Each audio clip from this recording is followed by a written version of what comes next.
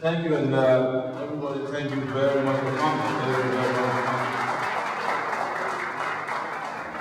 They must have told you that my name is Sowore. Actually, no, my name is James Ibori. Anyway, I am very delighted to be in your midst today. I am the guy who started the ragtag internet website called Saharareporters. And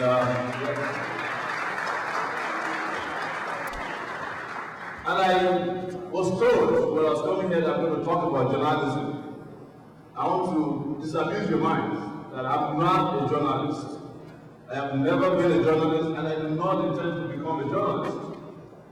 I read geography and planning at the University of Lagos, and I had a master's degree in public administration. But when I was a student activist in Nigeria, I used to rely a lot on the media. Nigeria had a vibrant media. The media that took on the military, fought them to a standstill. So when I was leaving Nigeria in 1999, in disillusionment, because Obasanjo was coming to power, and somehow I happened to be one of the few Nigerians who knew that Obasanjo was not going to save Nigeria, that he was going to destroy Nigeria. So I packed my bag and left. I had nothing to prove anymore. I had been to jail 8 times as of 1999, been beaten up by all the policemen, soldiers, mobile police. I'd been detained in places called Area F in Ikeja. It's called Area Finish. Because when they put you there and you get out of detention, you're a finished person. I've been in Panti. I've been detained in places like Yola, shackled to the ground. So I had nothing to prove that I wasn't a coward in 1999. In fact, when I was leaving, the Afenifere leaders had proposed that I could go become a commissioner in Ondo State. And I said to them, commissioner to what and to whom? Nobody could tell me. So I left Nigeria. And when I came out of Nigeria, I was expecting that the Nigerian media, if any one of them is here today, listen to me, would continue to become vibrant. But the Nigerian media went under. And I just could not imagine how to help the media. I started calling out my friends in media in Nigeria. What can we do to revive yourself? How do you revive the conscience you had under the military? Why is it that the headlines are no longer talking about the problem, but talking about personalities? And of course, there was this particular newspaper, very glossy magazine called the Nation magazine, very popular in London. I picked it up one day and I got angry enough to start writing on my own. I didn't know how to write. I didn't want to know how to write. But those properties in the Nation magazine, in which those weddings and birthday ceremonies were held, was the first reason why I got very angry. I said, how could Nigerians in Yaba, in Naibawa Park, in Bauchi State, in Port Harcourt, not afford 3 meals in a day, and you have people who have houses in London, the size of universities.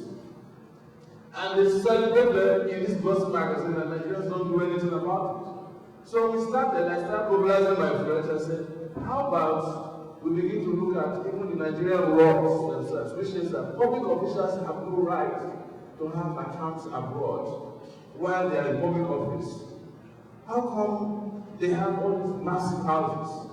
So, like every one of you, a few of us started to go to these houses and take pictures of them. We went to the London London Land Registry here in the UK. By the way, this is my first time in the UK, but I've been working here in spirit forever. And we obtained public records. In fact, it got to a point that the London Land Registry had to call me in the US that I hope somebody has not stolen your credit card to be buying land registry information. I said, no, it's mine. Because the frequency was so much. And we began to put records on the internet. The Nigerian media would then take some of our stories, republish them, but you know what they do? They will come and blackmail the politicians and say, look, we know you have property in London. If you don't give us money, we will publish it all. And some of them did it, but as time went on, the Nigerian people began to rely on our strategy of reporting news. And why we do it is is that we decided that since Nigerian media could not help us report what is happening in Nigeria, we could report our own stories. That is how the idea of Report Yourself came about, Saharareporters. That ordinary people, ordinary people, as a matter of fact, stupid people like me, can report news accurately and represent his opinions, his interests, better than the Nigerian newspapers have been doing. Of course, you would all understand that most of Nigerian newspapers today are owned by the same rogues who are running the Nigerian nation. About 5 newspapers are owned by former governors while they were actively governors. In fact, Ken was mentioning today that the EFCC chairman was accusing us of having this conference sponsored by the speaker. Actually, she went to Compass newspapers owned by Benga Daniel in Lagos, somewhere in Abeokuta, in around Lagos.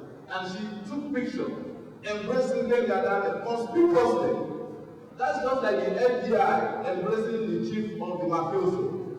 You know, I'm here telling you that I can say authoritatively that I want to be sued that Benga Daniel is one of the most corrupt governors. Yes. In Nigeria. And that for an EFCC official to be seen in the company of such a corrupt individual, well, it's a shame that Nigeria has come to that level. But that's just the history of our kind of ragtag journalism.